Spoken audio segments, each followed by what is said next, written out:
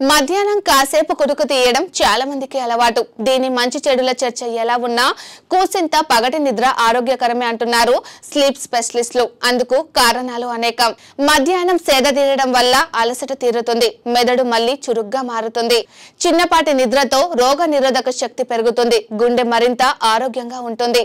గాఢ నిద్రలోకి జారుకోక ముందు ఏర్పడే NREM స్థితి అంటే నాన్ ర్యాపిడ్ ఐ మూవ్మెంట్ వల్ల శరీర ఉష్ణోగ్రత తగ్గి కండరాలు రిలాక్స్ అవుతాయి, జీవక్రియలు నిదానిస్తాయి. మధ్యాహ్న భోజనం తర్వాత జీర్ణాశయం మీద భారం పెరిగి మిగతా అవయవాలకు రక్త ప్రసరణ తగ్గుతుంది. కాసేపు నిద్రపోతే అంతా సర్దుకుంటుంది.